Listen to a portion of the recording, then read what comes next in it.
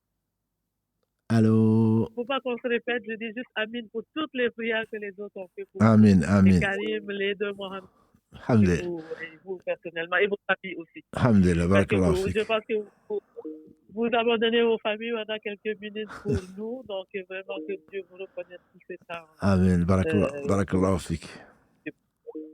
Donc, aujourd'hui, moi, je pose la question concernant la nourriture halal. Oui. Je vis en Occident depuis quand même assez longtemps. Oui. Et au début, on nous faisait savoir que manger le poulet, peu importe, le poulet était toujours halal parce qu'il était égorgé. Mm-hmm. Et très récemment, je commence à entendre que les poulets sont évanouis et ensuite qu'ils sont égorgés. En tout cas, il y a certaines personnes qui nous recommandent de manger vraiment du halal et pas seulement que ce soit du poulet parce que supposément que ce n'est pas égorgé. Oui. Et ça, c'est une question. Est-ce que si j'ai déjà fait un stock de ce poulet-là quand j'avais pas eu ces nouvelles et que j'ai encore ce stock, est-ce que je le garde et qu'est-ce que j'en fais où je suis autorisée à le consommer pour éviter de gaspiller? Alors, c'est une bonne question. Il est un peu tard. J'espère que vous avez déjà mangé. Voilà. Donc, le stock, vous pouvez le garder. Plus sérieusement, ce que l'on mange est important. Ce que l'on mange, c'est important. On le sait de plus en plus. Notamment en Europe, on sait que c'est très, très important pour la santé, pour l'environnement, pour le reste. Donc, c'est important. Et le prophète Sam nous a dit, celui qui ne s'occupe pas de là où il prend ce qu'il mange, Allah ne s'occupe pas de là où il va le mettre en enfer. Donc, il faut vraiment faire attention et rechercher le halal, ça c'est sûr. Après, qu'on ait recherché le halal, qu'on ait trouvé quelque chose qu'on pense être halal, il n'y a pas de souci. On pensait que le poulet égorgé, tout le monde l'égorge. Aujourd'hui, effectivement, il y a un grand débat sur l'évanouissement. On évanouit les animaux, y compris les poulets d'ailleurs, avant de les égorger. Voilà. Donc ça, maintenant qu'on le sait, le mieux, c'est que quand tu auras fini ton stock, c'est d'aller chercher quelque chose de plus halal, si on peut l'appeler ainsi. De plus halal. Voilà. Donc, surtout en cette matière, abandonne ce qui te met dans un doute pour ce qui ne t'y met pas. Voilà. Donc, c'est quelque chose de très, très important. On en rit, mais c'est quelque chose de très, très important de savoir ce que l'on choisit. Aujourd'hui, on sait qu'il y a du halal, même si c'est peu. Malheureusement, c'est un domaine sur lequel les gens, ils ont beaucoup écrit, ils ont beaucoup parlé. Il y a eu des émissions et beaucoup de viandes appelées halal ne le sont pas. Mais alhamdoulilah, on n'est pas responsable de cela. Dans la mesure où on aura cherché, au moins il y a l'étiquette halal. Bien sûr, s'il y a halal et halal, je ne vais pas citer de marques. Il y a des marques connues pour leur sérieux. Je pense qu'il faut acheter ces marques-là pour ne pas faire de publicité donc, dans ce live. Mais en même temps, si c'est écrit halal et qu'il y a halal et le reste, il n'y a pas de halal, on prend ce qui est écrit halal et c'est les gens qui l'ont fait qui seront fautifs devant Allah si ce n'était pas halal. Mais il faut quand même rechercher. Et c'est important de savoir ce que l'on mange, ce qu'on met dans son assiette. Ça, musulmans et non-musulmans en sont convaincus aujourd'hui. Merci beaucoup. Je ne sais pas si je peux poser une autre question. Non, vous pouvez pas parce qu'il est pratiquement peut-être la dernière question qu'on va prendre. Il est un peu tard. Inch'Allah, Allah vous permettra, Inch'Allah, de poser la question la prochaine fois. Inch'Allah. D'accord. Barakallahu fik en tout cas. Merci. Merci beaucoup. Allah que Dieu vous réserve le paradis. Vous aussi. Amin. Barakallahu fik. Salam alaikum. J'ai falsifié un diplôme. Pour m'inscrire dans une école d'ingénieur, j'ai eu le diplôme de l'école et celui-ci me permet de travailler. Est-ce que l'argent gagné est haram? Si tu t'es inscrit en tant que l'école te rétribue en tant qu'ingénieur, il faudrait que tu fasses un travail d'ingénieur.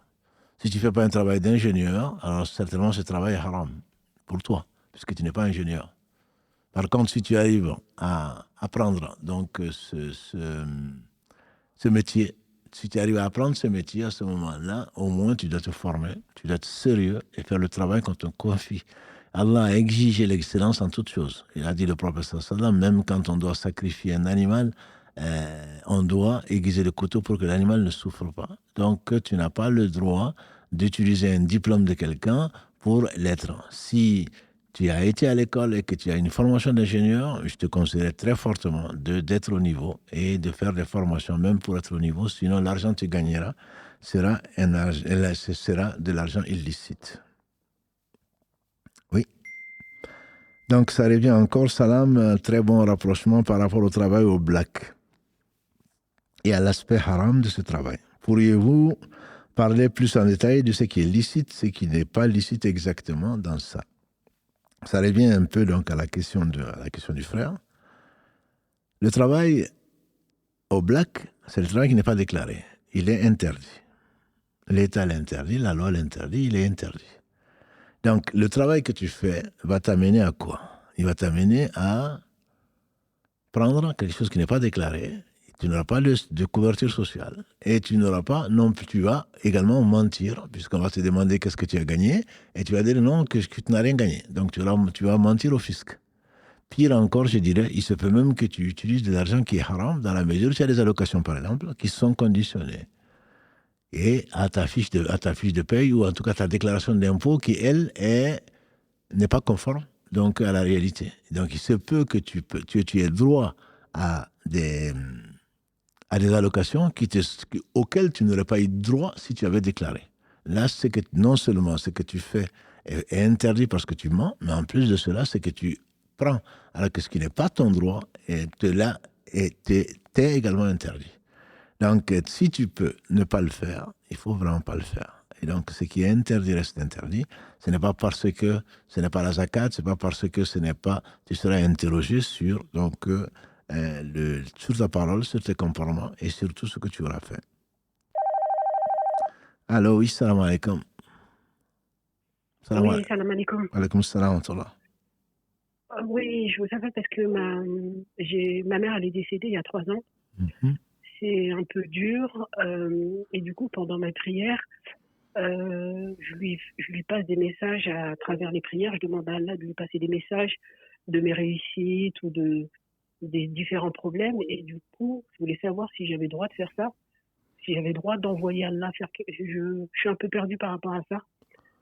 Si j'avais le droit de demander à Allah de dire à ma mère que ça va, dire à ma mère que voilà, les enfants se portent bien, dire à ma mère que j'ai eu un concours.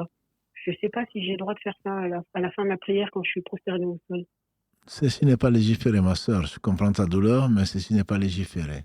Non, ce dont ta mère a besoin, ce n'est pas des nouvelles de ce monde. On espère qu'elle est dans un jardin du paradis, dans sa tombe. Et c'est ce qui est le plus important. Et même quand on va au cimetière, on ne parle même pas aux morts, même si on a envie, on n'a pas à parler aux morts, on prie pour les morts et pour tous les morts du cimetière, et on ne leur parle pas de ce qui se passe à la maison, de ce qui se passe dans ce monde, etc. Ils sont dans un autre monde. Il faut accepter qu'elle n'est plus là, il faut l'accepter. Et c'est dont elle a besoin le plus. Si elle était là, qu'est-ce qu'elle aurait demandé? Elle aurait demandé de prier pour elle. Donc, contentez-vous de prier Allah subhanahu wa ta'ala pour le repos de son âme, qu'il lui accorde donc le paradis et qu'il lui efface ses péchés. Contentez-vous de ça, ce sera beaucoup déjà. Et c'est ce qui va lui être utile, et pas ce que vous allez lire le journal de bord que vous allez lire quand vous êtes au cimetière ou que vous êtes dans la prosternation. Allez, je vous conseillerais fortement de ne plus le faire. D'accord. Voilà. D'accord, entendu. Et qu'Allah vous assiste, qu'Allah vous facilite. Amin, amin. Merci, barakallahu fik. Allah yabarak, ma sœur. Allah yabarak. Alors, on va prendre les dernières questions, je pense, si c'est possible. Est-il déconseillé d'écouter le Coran jusqu'à s'endormir? Ce n'est pas déconseillé, mais c'est pas une veilleuse. C'est pas une chanson que l'on met avant de dormir. Quand on écoute le Coran, c'est-à-dire on l'écoute pour l'écouter, on médite dessus, et si on s'endort, on s'endort. C'est plus fort que nous. Mais on ne le met pas parce que c'est pas un somnifère non plus. Voilà. Donc ce n'est pas l'esprit, c'est la parole d'Allah, c'est la meilleure parole, et elle est parfaite, et on n'a pas à faire ça dans ce but-là. Quand on le met, c'est pour réviser les sourates, ou c'est pour écouter et méditer. Après, si le sommeil, alhamdoulilah, emporte, il n'y a pas de problème dessus. J'en profite également pour répondre à une question qui a été posée depuis 2 semaines peut-être, par rapport donc à quand je lis des cours où Allah est cité, ou quand je lis l'explication, le tafsir de certaines sourates, etc., dans des livres qui ne contiennent pas que le Coran, bien sûr, est-ce que je peux souligner dans mes cours d'apprentissage de la religion? Oui, tu peux surligner, il n'y a pas de problème, soit au crayon, soit avec un surligneur, il n'y a pas de mal, il t'appartient. Le livre t'appartient, mon frère, et il n'y a pas de souci dans ça, tu peux le faire. et la même personne demande depuis 3 semaines, elle doit prendre une assurance pour le sport, et elle ne veut pas le faire parce que les assurances sont interdites. Je dirais simplement les assurances qui sont tolérées, comme tu le sais, c'est de la maison, et également donc celle, si tu es inscrit quelque part, qu'on va te demander pour l'inscription des enfants ou pour l'automobile, qui sont obligatoires. Ces assurances naturellement couvrent, à ma connaissance, l'assurance dont tu parles, du sport. Il faut bien lire, il faut lire ce que tu signes, et tu verras, je pense que c'est l'assurance de la maison qui va également assurer à l'extérieur. Maintenant, c'est à toi de lire et de voir si oui ou non ceci est vrai ou pas.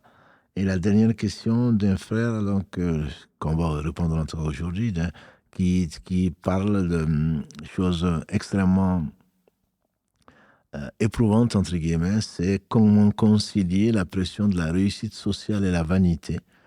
Conseil pour intégrer au quotidien. Comment éviter de compter sur les causes ou de les délaisser.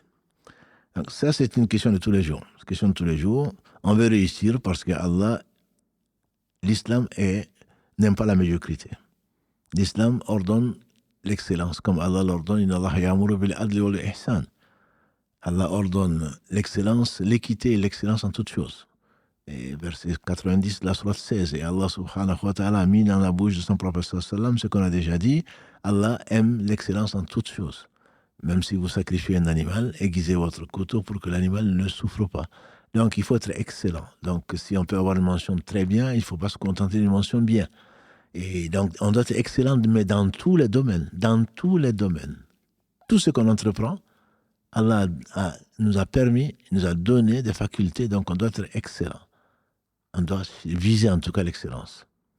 Et par conséquent, on doit être ambitieux. Ambitieux, pourquoi? C'est une façon de remercier Allah de nous avoir doués dans ce domaine-là ou dans un autre. Par contre, on doit savoir que, comme on a dit tout à l'heure, la hawla wa la quwwata illa billah, il y a de force et de puissance, il n'y a pas de mouvement sans Allah. Et c'est une façon de remercier Allah que de reconnaître ceci, mais pas d'être orgueilleux. Donc, se vanter d'une chose, ça veut dire qu'on a quelque part, on a un mérite. Mais quel mérite tu as finalement? Le seul mérite que tu as, c'est peut-être de remercier Allah. Grâce à Allah et pour Allah, et par Allah, tu arrives à ceci. Ne jamais oublier, l'humilité va avec la réussite. Si on te dit, mais tu es très bon, tu dis Alhamdulillah, c'est grâce à Allah, c'est Alhamdulillah. 2 jumeaux homozygotes n'ont pas le même destin. Allah a décrété une trajectoire pour toute âme. Et donc, tu suis cette trajectoire, et si tu réussis, c'est grâce à Allah. Et si tu échoues, c'est de par ta faute. Et donc, il faudrait remercier Allah et viser l'excellence, mais jamais n'écouter les sirènes. Le prophète sallam a dit qu'aucun ne vante son frère, ou quelqu'un qui est là en sa présence. Quelqu'un qui est là, dont on a vanté les mérites, il a dit, mettez-lui de la poussière sur la tête. C'est-à-dire que pour qu'il se rabaisse et qu'il ne se prenne pas, pour qu'il ne gonfle pas, pour que son ego ne soit supportable. Voilà, donc ce n'est pas, il faut toujours se rappeler que c'est grâce à Allah. Est-ce que c'est du bien? C'est qu'Allah t'a donné, est-ce que c'est du bien? La réponse est oui et non. Ce sera du bien pour toi si effectivement tu l'utilises dans le bien, si tu l'utilises pour l'au-delà. Si tu l'utilises pour te rapprocher d'Allah, au travers du service que tu rends aux gens, même si tu es responsable de quoi que ce soit, c'est encore plus difficile, c'est une épreuve. Pourquoi le premier qui est cité parmi les 7 qui seront sous l'ombre du trône d'Allah subhanahu wa ta'ala le jour où il y aura d'autres ombres que son ombre, et qu'Allah nous compte parmi ces 7 catégories, ou l'une ou plusieurs de ces 7 catégories, c'est le roi juste, ou le gouverneur juste, ou l'imam juste. Parce que c'est pas évident. Tu as tous les pouvoirs, ou presque. Et rester juste et équitable, alors que tu peux ne pas l'être, c'est pas facile. Et donc, le fait que tu sois responsable, mon frère, ou ma sœur, tu n'as pas à t'en vanter. Au contraire. Omar ibn Khattab, on dit qu'il ne dormait pas. Le soir, il passait les nuits à Médine en train de voir s'il n'y a pas un voleur qui se cache, s'il n'y a pas une agression dans Médine, parce qu'il se sentait responsable de cela. Donc, plus tu as du pouvoir, entre guillemets, et plus tu es exposé à l'injustice. Tu es tenté par l'injustice. Et cette injustice, tu vas le payer. Ici et ou dans l'au-delà. Donc, je pense que c'est cet espoir de se rapprocher d'Allah au travers de la richesse qu'il te donne, au travers de l'intelligence, au travers de ce qu'il te donne, Et en même temps, elle doit toujours être couplée avec la crainte de rendre compte de tout ce que tu as fait devant Allah. Celui qui a fait le bien du poids de l'atome le verra, celui qui a fait le mal du poids de l'atome le verra. Donc c'est peut-être comme ça qu'Allah subhanahu wa ta'ala va nous permettre de dompter donc nos égos et de penser à l'au-delà. Le jour donc où il n'y aura pas, où l'homme va fuir ses frères et sœurs, ses pères et mères, son épouse et ses enfants. Quand on pense à ça, il n'y a pas vraiment de quoi se vanter. Et qu'Allah t'assiste, mon frère, ainsi que nous tous, dans la modestie et l'humilité, lui seul peut prétendre à dire moi, où je suis. Quant à nous, on ne peut dire que je suis par moi avec un petit M, grâce à Allah subhanahu wa ta'ala, et qu'il le bénisse. Donc, le meilleur des hommes que la terre a porté, dont on a commencé donc la série sur sa vie, alayhi salatu wassalam, les samedis maintenant. Et donc, notre prochain rendez-vous sera mercredi déjà, pour parler des maladies, de la médecine des cœurs, des maladies et de leurs médicaments. Et on va parler encore du meilleur de cette vie, qui est le rappel d'Allah subhanahu wa ta'ala. Et qu'Allah vous bénisse, mes sœurs et mes frères, de veiller aussi longtemps. Il est 23h36 ici en France. Et bien sûr, en fonction du décalage horaire, il est moins tard ou plus tard. Qu'Allah bénisse donc tout ce temps-là et le compte pour vous comme de l'adoration, et qu'il nous rende sincères dans ce que nous entreprenons. Pour qu'il accepte, c'est une condition. Et qu'Allah subhanahu wa ta'ala fasse miséricorde à nos dévanciers et qu'il leur accorde le meilleur avant que nous les rejoignions sûrement, et que notre meilleur jour soit le jour de sa rencontre, de notre mort donc, et que notre meilleure œuvre soit celle, la dernière de nos œuvres, puisque l'homme sera ressuscité sur la dernière de ses œuvres. Barakallahu fikum, Karim vous passe le salam. Subhanakallahumma wa bihamdika, ashhadu an la ilaha illa anta, أستغفرك وأتوب إليك. سبحان ربك رب العزة عما يصفون والسلام على المرسلين والحمد لله رب العالمين والسلام عليكم ورحمة الله وبركاته.